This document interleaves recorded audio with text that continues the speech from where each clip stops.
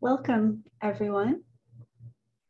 I'm just going to wait one more minute to make sure everyone has entered the waiting room or entered the webinar from the waiting room. Okay, welcome, everyone. My name is Jessie Turner. I'm the manager of the Manitoba Accessibility Fund. On behalf of the Manitoba Accessibility Office, I thank you for joining our overview presentation regarding the new Manitoba Accessibility Fund. On behalf of the Manitoba Accessibility Office, I would like to share our land acknowledgement with you. We acknowledge we are gathered on Treaty 1 territory and that Manitoba is located on the treaty territories and ancestral lands of the Anishinaabe, Anishinaabe, Dakota, Owate, Dene Sulune, and Nehethowag. We acknowledge part of Manitoba is located on the homeland of the Red River Métis. We acknowledge Northern Manitoba includes lands that were and are the ancestral lands of the Inuit. We remain committed to working in partnership with the Indigenous peoples in the spirit of truth, reconciliation, and collaboration in accordance with their constitutional rights and human rights. Before we start, the MAO would like to announce that this webinar is being recorded for future viewing. The ASL interpretation being provided is live and is not pre-recorded. The presentation will include information about the fund, how to prepare your application, and how to complete the online application form. There will be time for questions at the end of my presentation. So in April 2021, the Manitoba government announced the creation of a $20 million endowment fund held by the Winnipeg Foundation to enhance Manitoba's accessibility and to support compliance with the Accessibility for Manitobans Act and its standards. As of 2022-23, the Manitoba government will use the annual growth of this endowment fund to distribute grants to organizations and businesses via the Manitoba Accessibility Fund, which I'll refer to as MAF. 2022-23 is the MAF pilot year. MAF objectives and target recipients may change from year to year. In the pilot year, MAF will focus on the first 3 accessibility laws. 2023 objectives. Projects must support, I'm getting mixed up here, sorry. In the pilot year, MAF will focus on the first 3 accessibility standards. First being customer service, which was enacted in 2015, which aims to prevent and remove barriers to accessing goods and services. Number 2, employment, enacted in 2019, requires barrier-free practices related to employee recruitment, hiring, and retention. Number 3, information and communications, which is anticipated later this year, sets requirements for removing barriers to information and communications in electronic, print, and in-person information.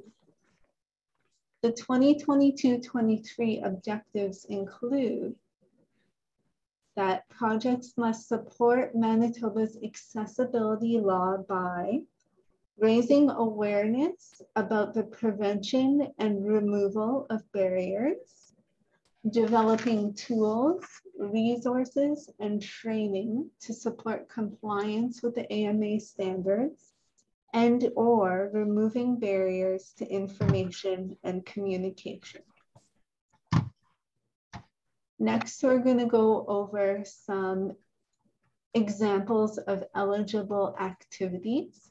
So for objective number 1, raising awareness about the prevention and removal of barriers. An example might be a construction company plans to hire employees with disabilities, including people who are deaf and hard of hearing. It consults with employment agencies and disability organizations about accommodations in the sector and does research about best practices. It will expand the project's impact by sharing best practices with Manitoba's construction sector.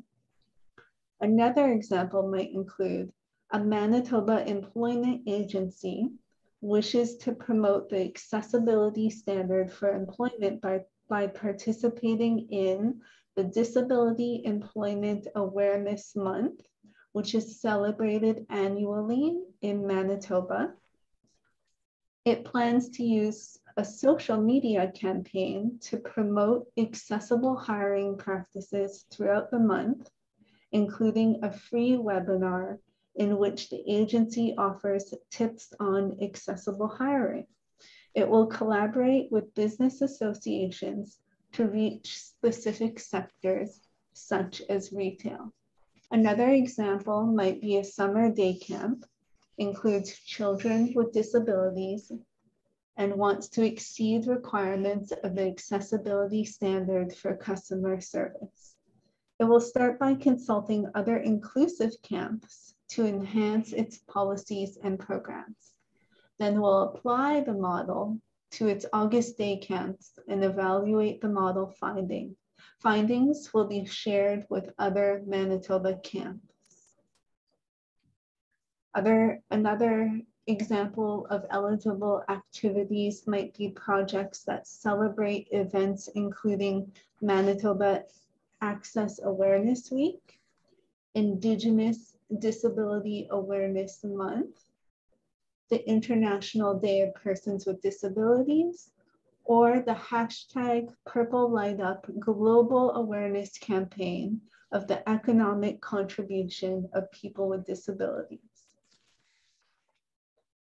Eligible activities that are related to Objective 2, the developing tools, resources, and training to support compliance with AMA standards might include a community club plans to design a training program on the accessibility standards for customer service or employment, with a focus on its services and participants. It will expand the project's impact by collaborating with similar community organizations. Another example might include providing staff training on how to create accessible documents, for example, using Microsoft Word. Training could be offered to staff on how to provide accessible in-person communication, including communication for people who are agitated or have difficulty understanding. Eligible activities that are related to objective number 3, removing barriers to information and communications, might include a small municipality wishes to review its information and communication to determine best practices to be inclusive of their diverse community members. It plans to consult with community members, disability organizations, and experts on web accessibility before updating its website. It will produce a project report to share with other small municipalities. Another example might be producing key information using videotaped American Sign Language. Some more examples of removing barriers to information and communications might include, and if you wouldn't mind, thank you, making sure you're muted. An example might be creating a best practice guide for educators meeting students online, including speaking tips for diverse audiences, using technology of various platforms, applying closed captioning to videos, and other accommodations. Another example might include hiring a consultant to improve the accessibility of your website. Digital enhancements must be consistent with WCAG 2.1 level AA. Another example might be adding a large screen monitor to help clients access services. For example, for employment seekers with low vision to access online employment training. Ineligible activities include projects that are outside of Manitoba, retrofits and renovations affecting buildings as specified in the Manitoba Building Code, ongoing operational costs or programs, core or central services that are the responsibility of the municipal, provincial, or federal body, projects linked to the delivery of core education, health, and social services programs delivered through provincial or federal funding, private residential wage subsidies, placement programs, or employee assistance programs. Next, we're going to talk about organizational eligibility. So eligible organizations include businesses, nonprofit organizations, including unions, charitable organizations, municipalities, local authorities, planning districts, Northern Affairs community councils, school divisions, universities, and colleges. Ineligible organizations include individuals, organizations not located in Manitoba, or organizations not open to the public, such as private clubs. With regards to the funding, the maximum grant amount in money in 2022-23 is $50,000. There is no minimum amount that can be requested. MAF will fund up to 100% of the costs. Applications may include up to 10% for administration costs. An organization is limited to one application per year, but may collaborate with multiple applicants. Now we're going to talk about eligible and ineligible costs. Eligible costs includes salaries for project staff and consultants, project and resource promotion, translation into French, American Sign Language, and Manitoba's Indigenous languages. Some ineligible costs include general operating costs, building renovations such as ramps and automatic doors, furniture, including furniture to accommodate employees, and you'll be able to refer to the MAF guidelines for the complete list of eligible and ineligible costs. In terms of selection, applicants will need to explain the following criteria, the first being eligibility. So the applicant and project meet all eligibility criteria and have completed the application requirements by the deadline. The project supports the 2022-23 objectives. Capacity.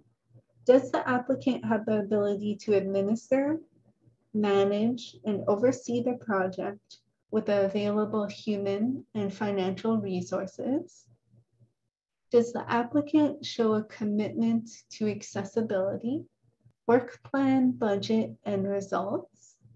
Does the project set out clear steps within a reasonable timeframe and budget? Does the project identify reasonable results and a means of evaluating these results? Selection will also include the criteria of inclusion. Has the applicant integrated the expertise of Manitobans disabled by barriers in the development, delivery, and/or evaluation of the project? Will the project engage a significant number of people and/or organizations? Impact. Will the proposed project enhance accessibility awareness and compliance with the AMA? Will the project benefit a significant number of people or serve as a model for other organizations? Does the project target an underserved population or region? Other considerations might include, depending upon demand, priority will be given to projects that demonstrate innovation, respond to identified needs, and promote accessibility beyond the funding period. Now we'll go on to talk about applications. Application intake began on March 1st, and the application deadline is March 15th. Again, organizations may submit only one application, but may collaborate in multiple projects. Information about MAF, including the application guidelines, the reporting guidelines, a glossary of terms, frequently asked questions, and a link to the online application form can be found at accessibilityMB.ca/fund.html. This slide shows 3 screenshots from the MAF website. The first shows the drop-down menu you can use to find more information about MAF. The second screenshot shows the link to the online application and the other MAF resources. The third screenshot shows the online application form. As a word of caution, the online form states, this online form cannot be saved. We recommend that you prepare your submissions and budget in a Word document and then copy the information into this form. When filling out the online application, first you'll need to provide us with general applicant information. This includes the full legal organization or business name, a contact name, a telephone number, email address, and website if applicable. You also have to let us know if your organization has been operating in Manitoba on or before March 1st of 2021. The categories of applicants include nonprofits. So this includes charities, unions, and professional or other organizations that are registered with the company's office, or smaller nonprofits with a registered bank account and have been in operation for at least 1 year. MAF funds nonprofits on reserve, businesses, including franchises that are registered with the company's office, MAF funds businesses on reserve.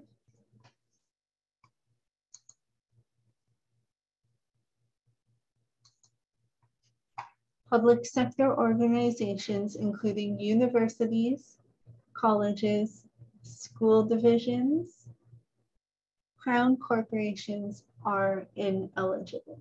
You will also need to provide us with your registered charity number, your business or incorporation number.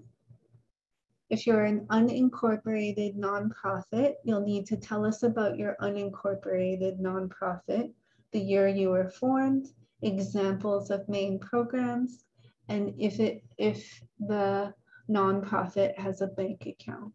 Next, you'll need to provide us with a project summary. This includes the project name.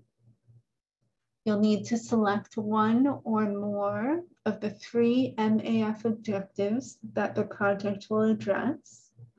You'll need to provide a summary of your project, around 300 words maximum. You'll need to describe how the project will address the objectives through activities, tools, resources, and training, and/or enhanced information and communications. You'll also need to provide a timeline, provide the project's start date and end dates, and all projects must be completed before March 31st of 2023. Next, you'll need to provide an organizational description. What is the mandate and purpose of your organization and its main activities? Large organizations may wish to focus on the division or department initiating the project. Describe your previous experience addressing accessibility, for example, staff training to meet the AMA's customer service and employment standards. See also accessibilitymb.ca. You'll also need to describe the skills of your project team. And this information will be used during the selection process to determine capacity. Next, you'll need to provide a project description. You'll provide a detailed project work plan, including key activities and timelines. What are the expected results? How will you evaluate and measure whether you have achieved the project objectives? For example, the number of participants or distribution of new tools. This information will be used during the selection criteria to determine the work plan and the results. Next, in the application process, you'll need to explain project inclusion.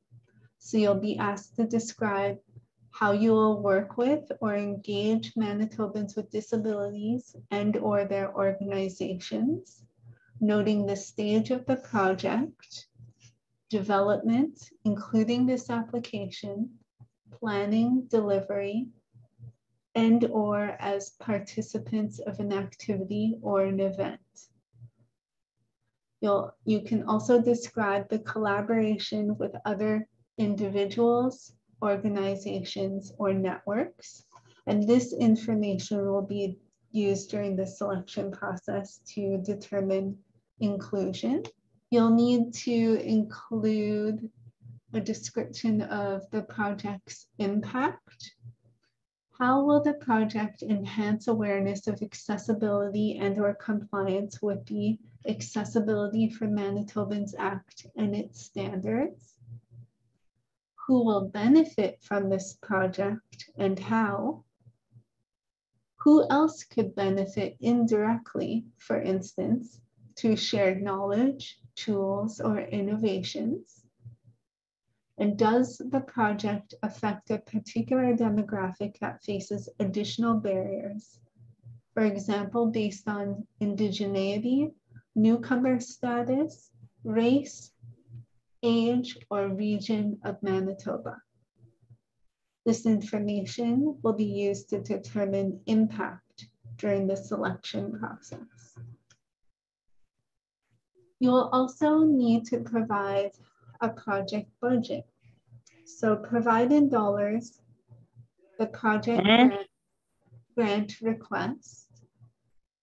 Use the budget template to list costs totaling the grant request.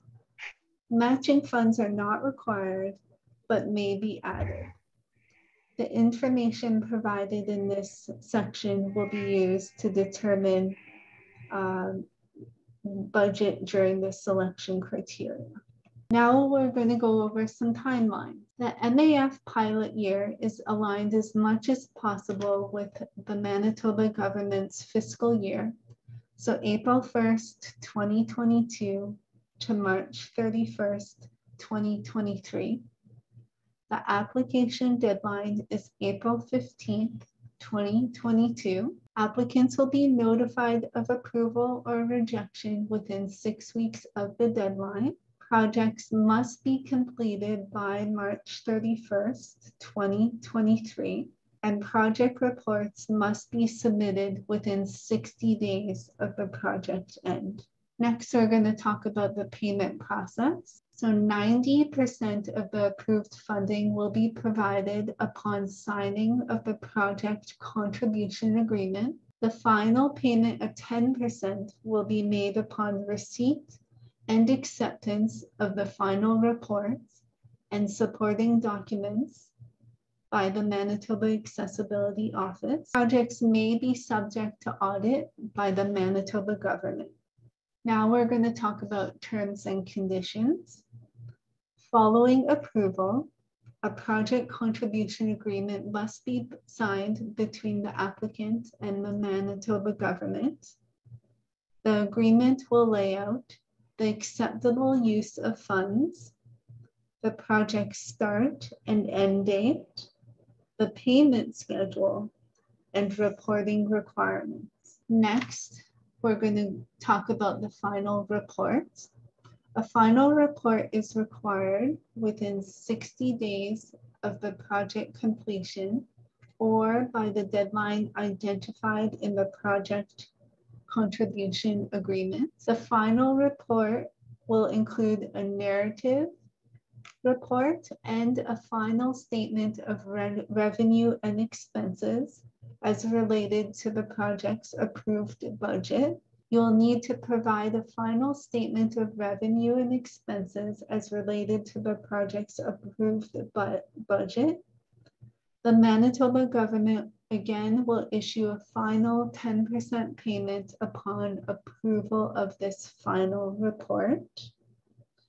And you can find out more about the reporting guidelines on the MAF website online. To apply, you'll need to submit a completed application form online.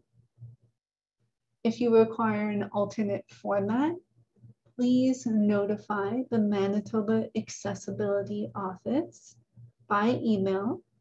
You can send an email to maf@gov.mb.ca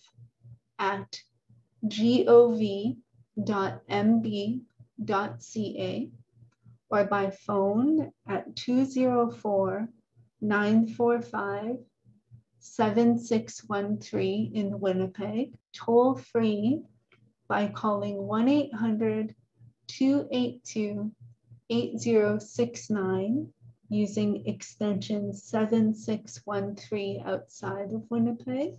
You can fax the office at 204-948-2896, or you can contact us by post. The address is room 630-240 Graham Avenue, Winnipeg, Manitoba, R3C 0J7. So what you'll need to do next is, if you haven't done so already, download the Adobe Reader. You can then go to the MAF website to download the guidelines and the application preview and to access the application online form. You'll also want to consult with stakeholders in developing your project. And collaborate, make sure to collaborate to access expertise and expand the project's impact. Help us create a more accessible Manitoba with your application for MAF in 2022-23. And again, just a reminder, the deadline is April 15th, 2022. Okay, so now we are going to open the floor to questions that you might have. I would like to introduce Jutta Frick, the Executive Director of the Manitoba Accessibility Office, who will answer any questions or concerns that you might have from the presentation regarding the fund. Now, you're welcome to either raise your hand and I will unmute you and you can ask your question that way, or you're welcome to use the chat function if that is more accessible to you. And I can see that we've had quite a few questions come up already. So Jutta, can I hand it over to you? I'm reading some of the questions and may not keep up. So hi everyone, and thanks Jessie for that great presentation. I should tell people that we've only recently hired Jessie as our manager of MAF. Everything's been moving very quickly, and our rush was to try to follow the calendar year as much as possible. And also because this is new to many of you, or well, the fund is totally new, but we're thinking there might be people who are interested in our funding who aren't familiar with Manitoba's accessibility legislation. So we also wanted to give people enough time to go to our website, which Jessie mentioned, and to learn more about the accessibility legislation. So I'm going to speak to a couple of comments I saw already on the chat.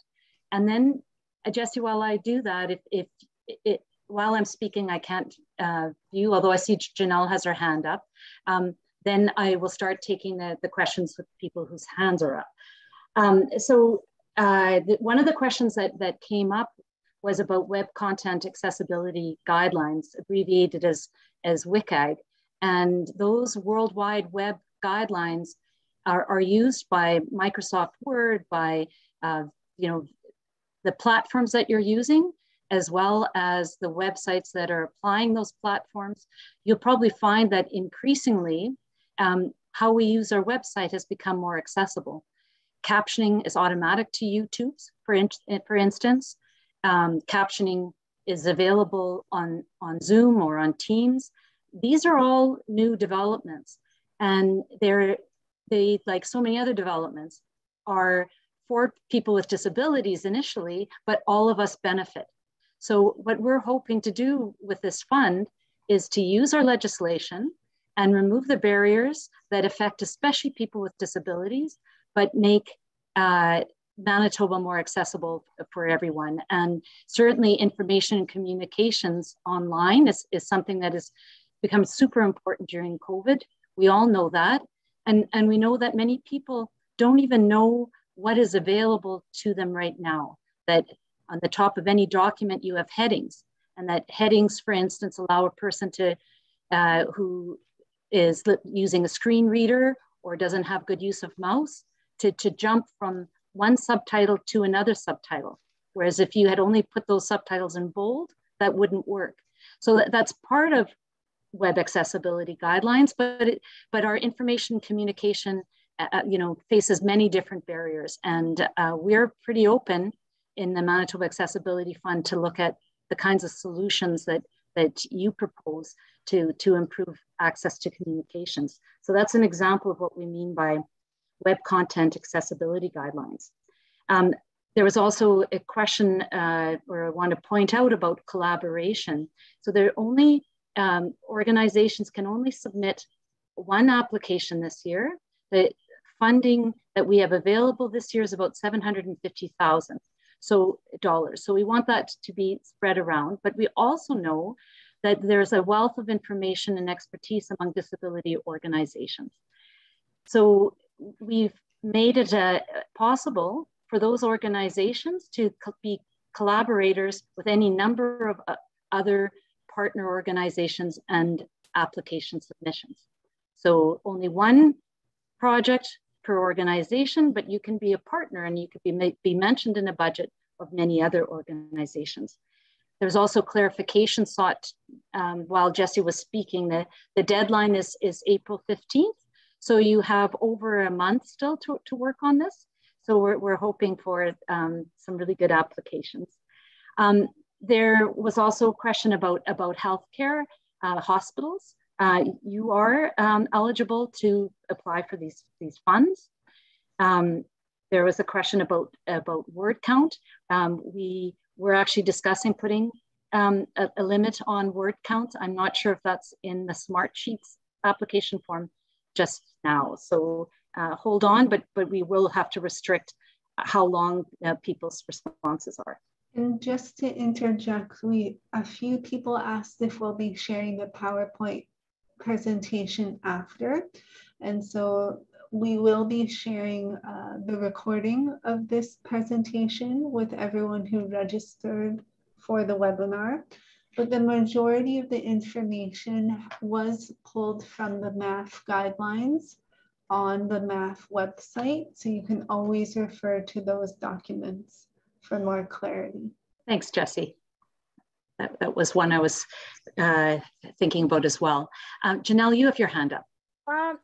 Yeah, I just wanted to ask a quick question. It was mentioned that previous projects couldn't be applicable, and we have a project to create an accessibility database about information of art galleries or art centers or art venues, sorry, in the city, but we realize that we need to expand the scope. So we have some funding for it, but need to get more to be able to evaluate more places.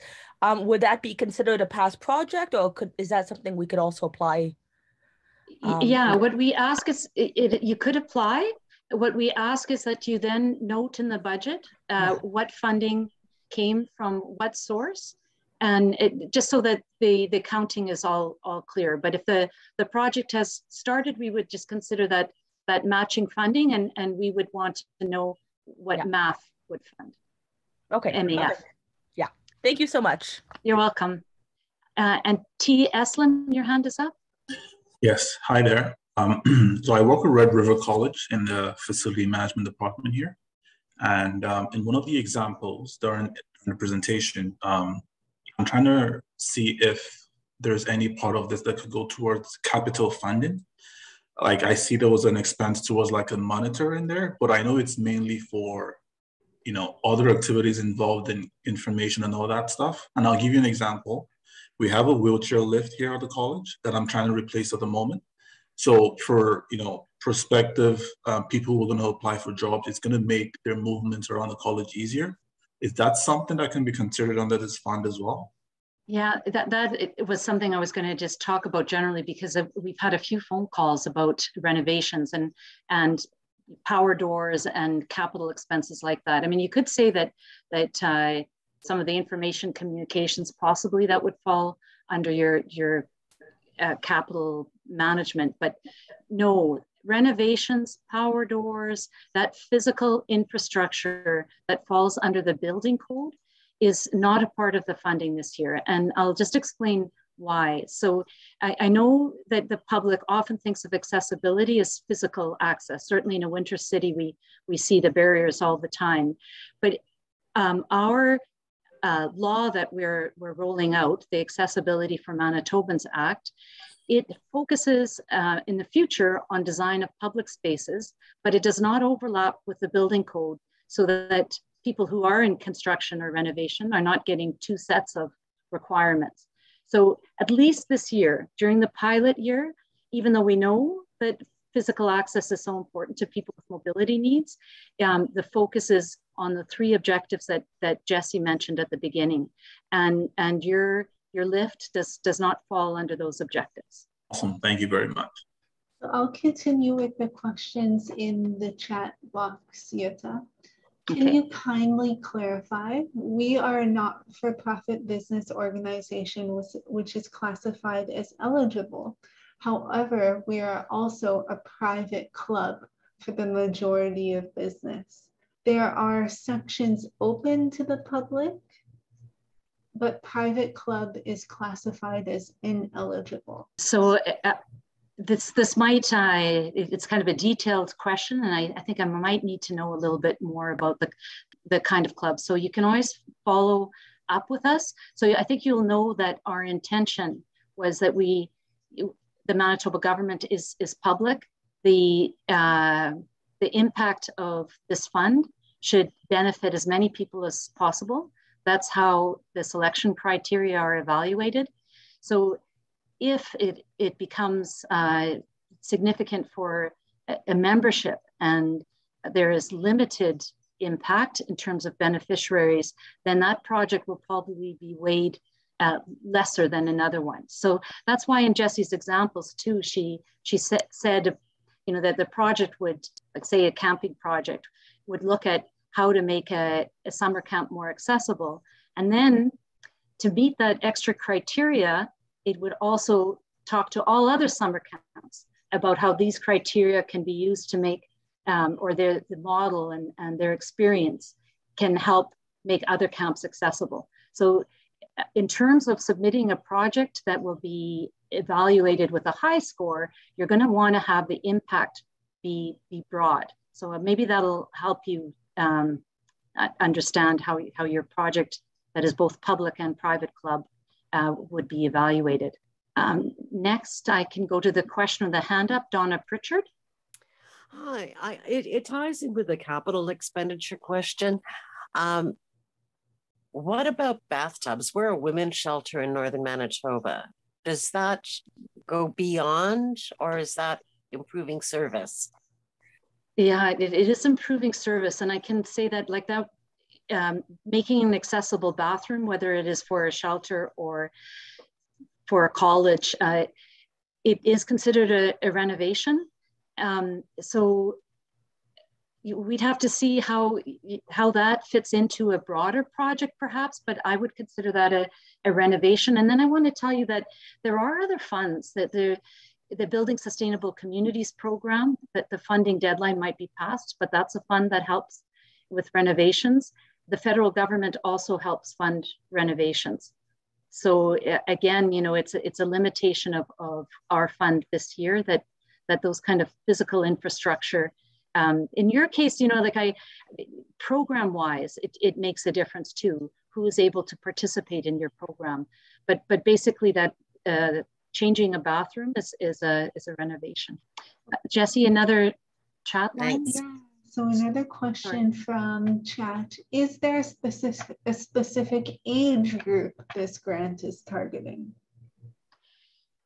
No, but our intention is, including in the impact and with the selection criteria, we ask, you know, which demographic, rural, urban, other sectors of the population, newcomers, age.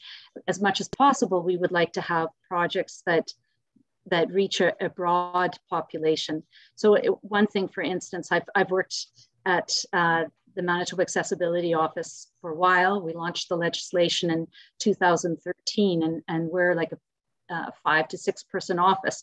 So we've had to roll out legislation and standards in a way that addresses everyone as if the population of Manitoba were all the same, that we're all living the same conditions, the same age and such. We're hoping that this fund helps us improve the messaging and the awareness of the regulations, the standards, among different population groups.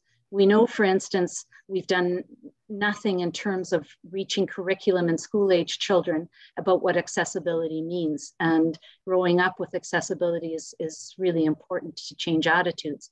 So in fact, a project that would address younger people would be really important. Of course, seniors also are affected by accessibility in very distinct ways.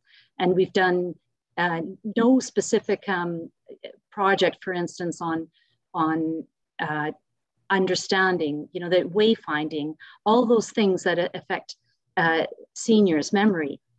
So we know that it's a broad range of projects that could affect different age groups, just to make our legislation more understandable. Another question is, can any expensive expenses be claimed retroactively? For example, in the last few months, we engaged an accessibility consultant and their fee has already been paid. No, it has to be funds going forward, and we're also obliged to follow the fiscal year 2022-23.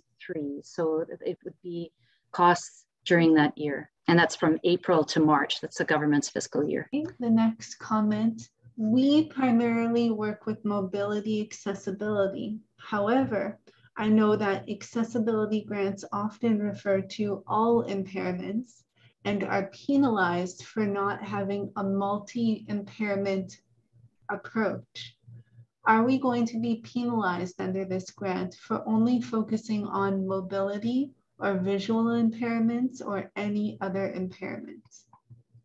And in fact, just as I mentioned about different demographics, I think it would be helpful to have the regulations that Manitoba has under accessibility hone in on different populations and to clarify what accessibility means. Because so far what we've done is we've tried to generalize or offer examples that target different groups, but we're often creating our resources as sort of a one size fits all, and we know that that isn't the case. So no, you would not be penalized.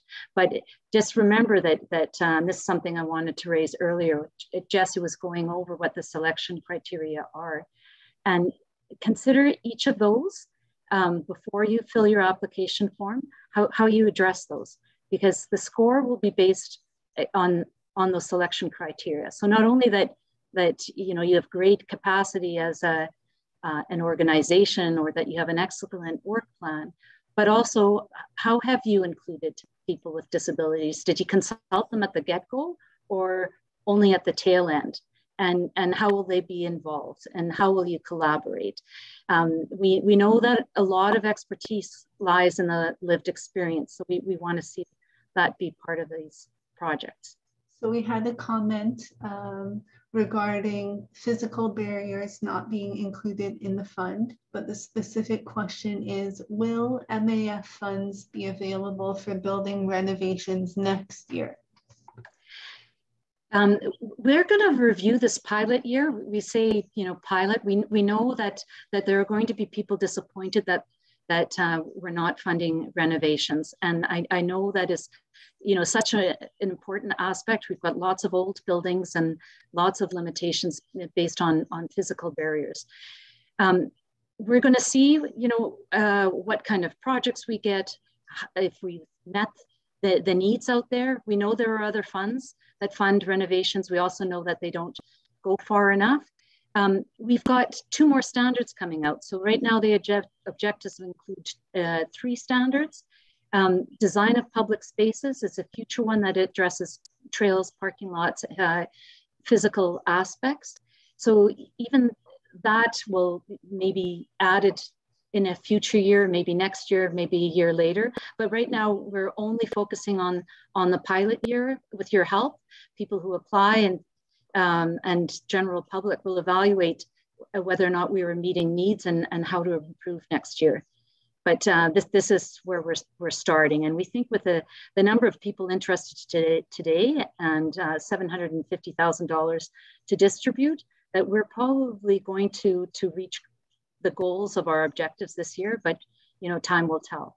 So the next question, we are undergoing some accessibility upgrades within our municipality. I realize that the renovations would not be covered, but could we claim the project leader's wages? The project what? The project leader's wages. So I think it would be necessary to see the whole project. So you're a municipality, then you should have an accessibility plan. And you may want to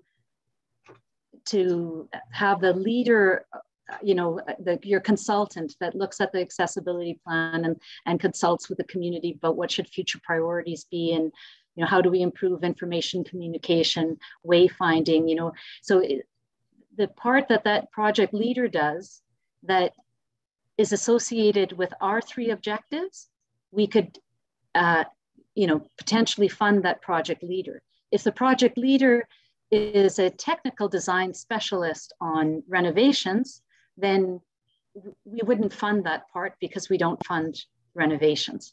I hope that makes sense. Does this dovetail with the federal government's accessibility grant? And are there restrictions, I guess, if people applied for both grants? In fact, I was pleased to see that we wrote our accessibility grant without consulting with them, and they've changed how they've written that they have a grant now to support federal accessibility legislation, and you may have looked at it and you think it dovetails, but that's just because our counterparts are thinking about accessibility in the same way we are, and are thinking about collaboration in the same way we are, and impact. The same response as we mentioned earlier about matching grants applies here. So I think that their deadline is coming up. You may not know if you receive funds from them, but we would have to know, like, if you apply and you receive funds from the federal government, of course you can't get two sources of funds for the same thing. So I would suggest that you apply to us for one part of the project and to the federal government for the other part if you don't know, or if you've already received funds, that you name that in the budget, and you identify what you'll be asking from us and what's paid from another source. So it's all, a matter of clear accountability. Okay, the next question. We are a nonprofit handy van service. We are looking at getting a newer van that badly needs replacing. Is this a consideration? No, the other standard that I didn't mention that is coming up in the next year or two is transportation standard. And I don't know how that will affect this fund, but this year the grant will not apply for a replacement vehicle. Any estimation of when the new standard for information and communication will be coming out? As civil servants, we can never say for sure until a political decision has been made. But we believe that it will be coming up fairly soon as spring 2022. If you want hints about what we're looking at in terms of information communication, you will find under the law the council's submission to the government of what it proposed. We have an accessibility advisory council. The government always changes, or can modify or change the recommendations made by the council, but there's some information there. There's also, we mentioned web accessibility guidelines, and there are other forms of information communication, like clear print guidelines, guidelines for holding an accessible meeting, things like that would fall under what we see as accessible information communication. But I can't tell you for sure when the government will publicize its standard, when it'll enact it. It'll still be, when it does, it's in the past it's been that the Manitoba government has 1 year to comply. Public sector organizations have 2 years to comply, and the private sector have 3 years to comply. So that's just going on what happened previously. So a reminder too that all employers in Manitoba in the private sector must comply with the accessibility standard for employment as of May 1. Okay, would an accessibility awareness week for a community fall under the objectives for MAF? Yes, it would. And again, I mean, I don't know how large the community is, but consider as well if you could create a model for other communities so that you can describe and impact how your information will be shareable and usable in future. That'll probably help the impact. The Federal Enabling Access Fund is not open for applications at present. and for the past few years? Are there other funds we can apply to for getting an elevator? The Building Sustainable Communities program, I don't think it's open right now, but I think it's the kind of thing that I'm not sure if this is private sector or public. It funds communities and not-for-profit organizations. It might share funding, and then there are a number of funders that I don't know all the names. Rick Hansen, he funded accessibility, including elevators and power doors in schools and such. So there are other funds out there. So to clarify, putting automatic door openers on doors that we currently have in place would not be something that would qualify. No. So you have the door and you want to add a power element to it that it doesn't, or you have a power door that's not working. While we're not funding renovations this year, that the power door would not be part of it. And in future, the other thing is that Jesse explained at the beginning that this is a $20 million investment that the Manitoba government made last year. So in the first year, it grew by 750,000 between March and September. When the Winnipeg Foundation has its fiscal year end, it's September 30th. So we expect that the fund will grow next year, and maybe that'll have implications for what we can fund. We know that some of these capital expenditures use quite a bit of funding at once, and that it would really limit how far we could stretch our 750,000 this year. So I really cannot say what we would fund next year, but this year we're focusing on those three objectives. Would the funding cover payroll costs associated with the training of employees? The fund under the non-eligible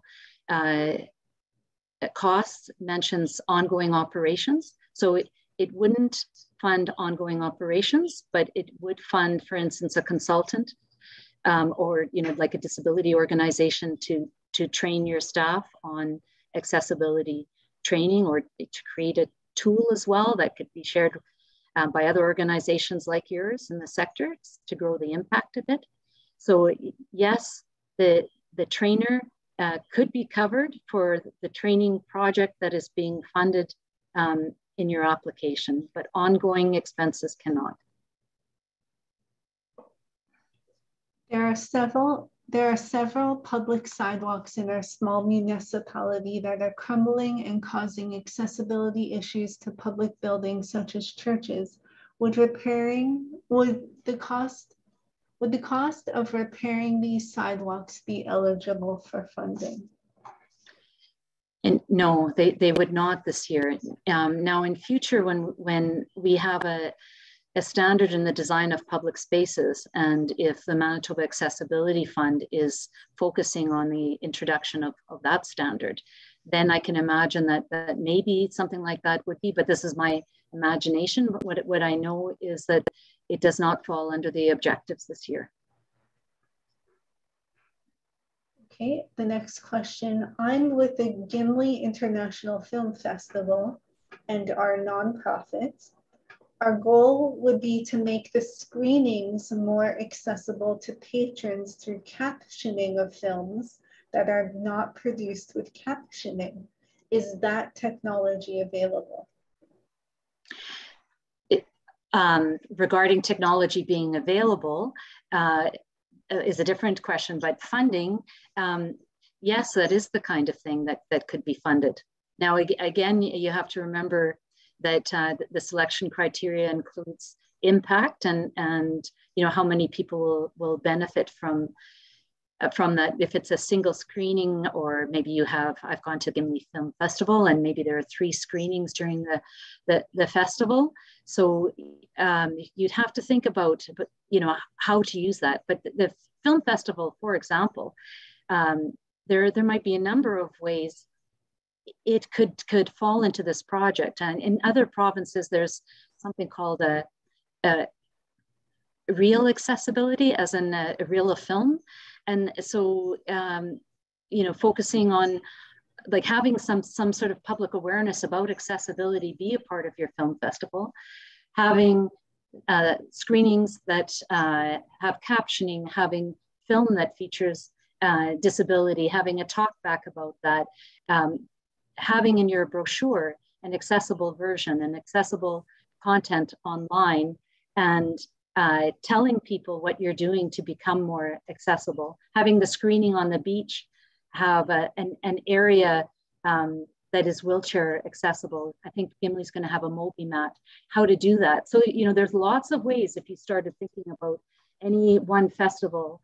So I would suggest to you to not narrow it down to the one thing that comes to mind right away, but to consult with people with disabilities like the Folk Fest does, and see about things that maybe you haven't thought about.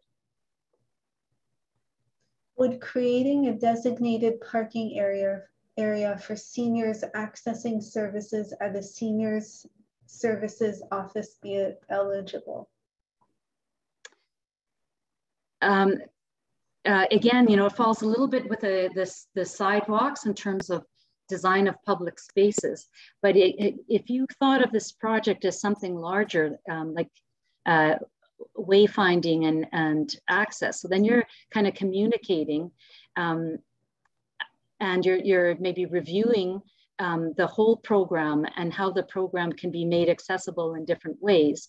So then signage is part of the cost of where a car is parked, and consulting with people with disabilities. You know, I can imagine that it could be part of a bigger project, but simply painting the sidewalk and reorganizing that, which it might not be such a significant cost anyways, but or, you know, new concrete. I don't think new concrete could be a part of this project, because that's really like a renovation of the outdoor space. But as part of an overall becoming more accessible, you'd have to play with that idea a little bit, and maybe make this just part of a bigger project.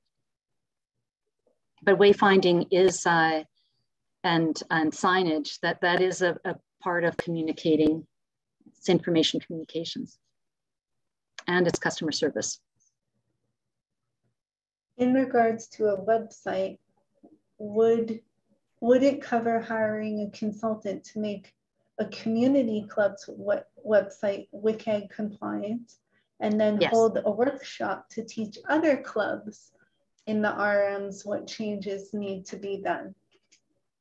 I like that someone's already thinking about that broader impact, and yes, that is exactly the kind of project. So just to learn how your website can be improved, and your I'm going to forget the name of the IT company that serves 80% of Manitoba's rural municipalities with website updates and such. And I met him once at a municipality event, and because he also serves Ontario, he told me that the company actually offers accessibility improvements to municipal websites, and that usually he's not asked for these, because there's an overall cost that you know, increases the municipal website activity for him over a 2 to 3 year period. But that is the kind of thing that could be covered, and the fact that it could be an example for others strengthens the proposal. Would a project to retroactively make websites, e-learning courses, and any kind of digital materials for employees and or customers qualify? Yes, accessible communications through websites, and many cases it would require someone with expertise in accessibility to review your website. It's not all technical, it's not all platform. It's making sure that your script is clear, that the content that you add on is accessible, that your images have captions through or have descriptions through properties. So some of the things we're going to have the Manitoba Accessibility Office is going to have a training on tips for electronic accessibility during Manitoba Access Awareness Week. So there are, we'll also be offering some training then, but yes, that is the kind of thing that we will fund. And remember always that you have to have a strong impact. So if you can only say that a few people are looking at your website, then that project in comparison to another project that says that many more people are using this and they need it in this way, and that there are a lot of people with disabilities and such, that'll be weighed. So just keep that in mind.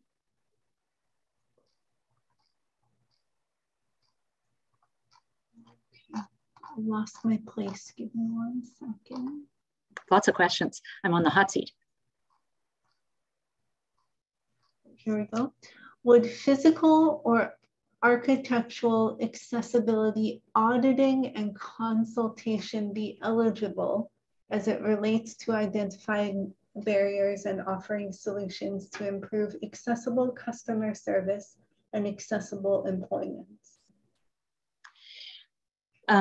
I would say, if that were in the context of a broader project, like physical access is also about wayfinding. That's information communications, and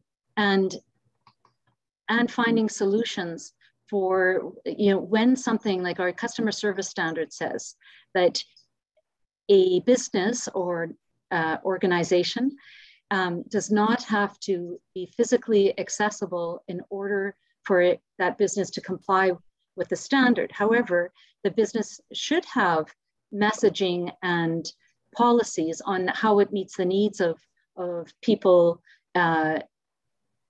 who face mobility impairments and cannot access services. So what is Plan B? Do you meet in a coffee shop? Is there another space where the same services can be offered to people? So in that regard, in terms of a plan, yes, but in terms of the first steps to renovations, no, because we're not funding renovations. Okay, another question is, in terms of staff education, could a submission for employees to take a course on how to produce accessible web content qualify? Yes. So staff training with regards to web accessibility. Yeah, that would definitely qualify, the hiring of someone. And again, if the training were like for a particular sector, so what that looks like for schools, for instance, it might be different than a college or maybe Manitoba Daycare Association or a rec center. So looking at that training for the staff, along with what are basic improvements to make to your website, and sharing that, recording and sharing with others would increase the impact. And again, it is helpful to have a sector in mind, but to share with that sector. Can you clarify about non-eligibility for organizations not open to the public? Does it mean any project that is for internal projects are not eligible? Does it mean any project that is for internal projects that is not for public? Okay, so not eligible? Yeah, so maybe what the question is driving down at, if you had training for employees of an organization and you're focusing on the employment aspect. Sorry, I have my phone call. Does that affect it? And I think there is training for employees, so that's okay. But if you're looking at providing services to a private club, it doesn't apply in terms of those two objectives. Okay, next question. We have a project that doesn't fit neatly into the 3 accessibility standards. Is there a process where we can find out if the project would be eligible before applying? Can we submit questions on eligibility before submitting an application?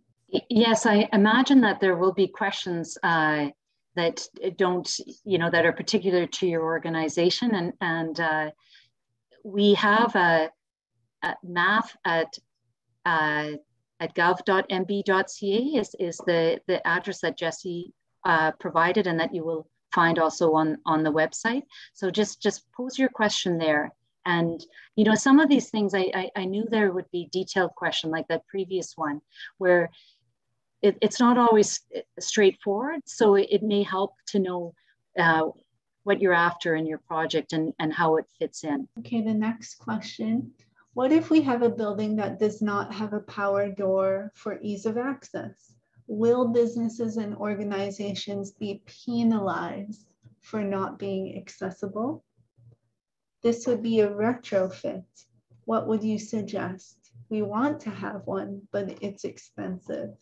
There was a church last year that in Transcona that won an award for accessibility, and it faced not having accessible doors, and its brainstorm resulted in volunteers from the congregation being at those doors to help people come in that day. So again, what about a doorbell? So that if someone comes to your door and the door is too heavy, that there is someone around that can open it. So we don't fund renovations, but we certainly understand that those are physical barriers, and that you may want to work and consult with people with disabilities to talk about how can you move around that. But because, as I said earlier, the Accessibility for Manitobans Act does not cover the building code. The fund, at least this year, is not being used to fund renovations, including power doors. Just looking through some of the other written questions. Again, a lot of questions about physical access, renovating washrooms, or making a countertop accessible. So again, those wouldn't qualify. But are you posing it as a question that the physical renovations do not qualify for this fund, including countertops? When is Manitoba Accessibility Week?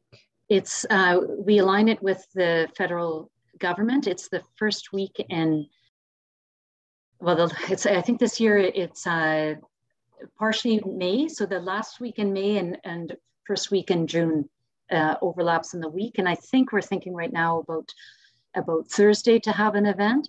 If you haven't already subscribed to Accessibility News, you'll find it on the landing page of accessibilitymb.ca, and we'll alert you to all our events, and including that one in May when we finalize our plans. We are a nonprofit organization. We host different industry sectors in our facility. Would a street billboard with our facility name be an eligible project? I would, off the top, my thought, and I'm answering this off the cuff. I've tried to think about things people would ask me. I hadn't thought about this question, but wayfinding helps people with disabilities and others sort of find their way to a building, to an entrance. Signage that promotes, or tells the public who you are, does not really fall into that category. So I would say no, unless I am misunderstanding the question. Would the hiring of interpretation services for non-English or French-speaking clients be in order to access services be qualified? So that's an interesting question. So you might have seen that we said that eligible is English, French, and Manitoba's Indigenous languages. We did not include newcomer languages. That said, we did say that we want to reach out to marginalized populations. So I would say that maybe write us a note. I wouldn't rule it out, because even though eligible is that other translation, it may well be part of your project that you're trying to create awareness about accessibility among a population that speaks Tagalog or another language. And so in that case, having it translated makes sense. So we didn't put it in what is automatically approved, but because it falls under the category of reaching marginalized populations, I would say that it would be considered. And again, it would be determined by impact, how many people will be affected by receiving this information in a different language. We provide school programming for a small number, but for the entirety of students with ASL in our division. Would the sustainability portion of the application make up for the relatively small impact zone of only 6 students?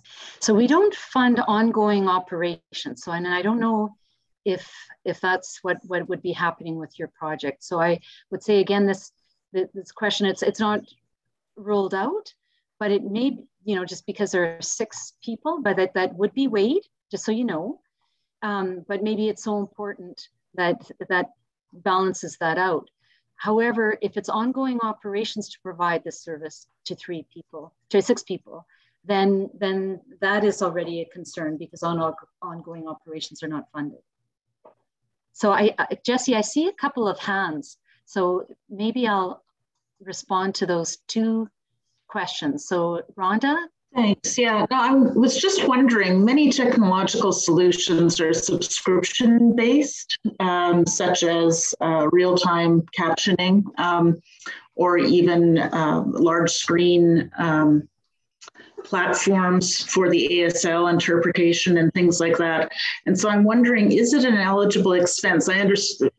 I assume that subscriptions are part of ongoing operating costs, but would, say, a trial period for a new platform not currently used, would that be an eligible expense so that we can experiment, so we could see if does it fit our needs? Yeah, again, I'm speaking off the cuff, but I would say yes. And I think, even in our office, like some subscriptions are year long. So as long as that those subscriptions coincide with the 22, 23, more or less, that it's for this project, and that you can make a case for the impact and the sharing, I think that makes sense. Okay, thanks. Stacy, maybe your question, then Jessie, I'll go back to the captioning. Thanks, Jessie, for the chat. Thanks for reading it for me. Yeah, right, Stacy.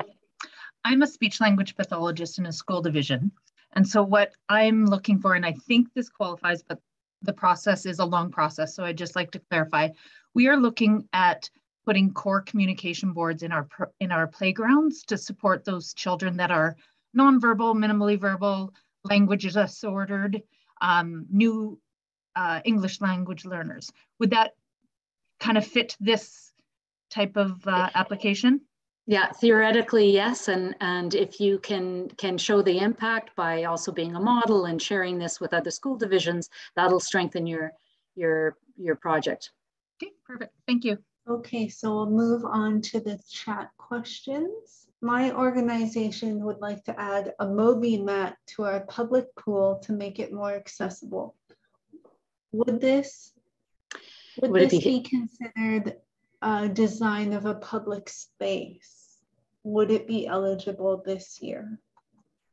It would be design of public spaces, and it's great to see so many more places have MobiMats, including on beaches. And for people who don't know that, it is like literally a plastic kind of mat modeled at Birds Hill Park as well, so that people with issues of balance or wheelchair users can easily make it to the water. So that's what a MobiMat is. And in the design of public spaces, I can imagine again, you know, it's me thinking as one person. I'm not a selection committee, but I can imagine it would fit in there, but that it probably wouldn't fit this year because it is about a physical space. And kind of a renovation, but renovating the beach. We are a nonprofit organization supporting people living with intellectual disabilities. As a part of our service expansion through the pandemic, we would like to offer online Zoom classes, both fun and educational, to people who have been staying at home or who haven't been able to access our service directly. We need a professional educator to teach people art, dance, music, etc. We also need more laptops for people to access online classes. Are we eligible? So this might be a little bit tricky because in some ways it sounds like it's the ongoing operations of your organization, but you're amending the operations for COVID. And I think there will continue to be people who are not ready to meet in spaces. Even though the protocols are being lifted by the government. But so, you know what, I think we'd have to see the application to make sure it's not ongoing, but having technology that allows participants with disabilities to participate in a program that is eligible because of the selection criteria that is impact. If it's one person or two people who are able to use that equipment over months at a time, I think that would kind of diminish the point value, the score for the impact of the project, unless again you were using this as a model and there would be other organizations that would benefit from it. So you kind of have to think in that regard. So I think we've covered most of the questions and concerns in the chat. Was there anything we might have missed, or does anyone have any questions that they would like to ask? I saw earlier today that we had as many as 225 participants, and I think we're down to 119, but I would ask participants to please stay on because we'd like to pull what sector you're from. So maybe if we could do that quickly with Shay's help, and I can always answer a few more questions, but the poll before people leave us would be really helpful. So if you don't mind, Jesse, I'll just go over this. So you saw at the front end that we're interested in what sector is interested in our fund and who we're reaching. We've got an ad campaign that's still going out to business. I see as you respond, and that keeps climbing, that there are fewer businesses, lots of not-for-profits, a number of municipalities and some public sector and two other. So the other, if you feel bold enough to put in chat what sector you come from or what area other than the four listed, we'd certainly be curious to know that as well. Everyone knows that it's just Manitoba organizations that can apply for these funds. That means that you have at least one employee in Manitoba, or you're a volunteer-based organization. So that's one of the main things. I also wanted to tell you again, just from Jesse's presentation, that we're trying to be very careful so that we're clear with you as applicants what our selection criteria are. Jesse in the presentation showed, and you will have access to this presentation, but the selection criteria, which are listed in the guidelines, flow with the application form that asks you questions about those selection criteria. And then it will flow again to the selection of projects. So we know with $750,000 this year, and I think we had 365 individuals register for the training today, that you know, there might be a bit of a competition for the funds depending on how many people follow through. So just know that we will be using that selection criteria, all elements of it, to differentiate among projects and find what would be the strongest projects for this our pilot year. So we are trying to be very transparent in that regard. There won't be any sort of curveballs thrown. We want to know about you know, good project plan, capacity in the organization, strong impact, collaboration, and that will make a strong project proposal. And that actually led to a question here. In terms of measuring impact, can the sharing of knowledge be outside of Manitoba? For instance, film festivals across Canada. We're especially interested in Manitoba. So I would say, besides your film festival, if that's Gimli asking, we have film groups in Manitoba, and we have a film sector. So I would put the emphasis of in Manitoba, but across Canada, it's also interesting in exchanging that information. And if you're interested in that, I would also look at the federal grant for that kind of work, because what we won't fund is travel to the other provinces, or it's less impact. As a Manitoba government, I mean, we're always sharing information from our office with other offices across Canada, and we're taking from other offices. So we feel that that's really important, but our focus with this fund is definitely Manitoba. And another point here is upgrading websites for visual impaired, upgrading to voice command website. Yes, so that goes under information communication, those kind of upgrades to a website. So again, you know, the impact, how many people will use that, that's going to be important as well, but it is the kind of thing that is applicable. So someone also asked if a letter of support is necessary for applications. A letter of support is not necessary for applications this year. I'm not sure if everybody sees the results, but you might find it interesting. And I'll lower that. Well, you've certainly been a patient audience. It's been about an hour and a half, and I think that the questions are slowing. So for my part, thank you very much. And for people who don't know, I'm retiring at the end of the month. So it's especially important that you know that Jessie Turner and the rest of the group at the Manitoba Accessibility Office is ready to assist you with these projects. We're really excited about the difference that funding in the community can make. For many years that we've had accessibility legislation, it's been one of the number one issues that community has raised with us is to please introduce funding, and I'm so pleased that that's been done. So thank you very much. And Jessie, any final words? Sure. Thanks for the words of retirement. Yeah, again, just thank you everyone for joining. Thank you to the ASL interpreters for their services. And we hope this webinar has inspired you to apply for the Manitoba Accessibility Fund to help our collective efforts to make the province more accessible for everyone. Well, thanks very much. Diane, I know you have your hand up. We can answer your question, and then we'll close for today. Yes, Diane?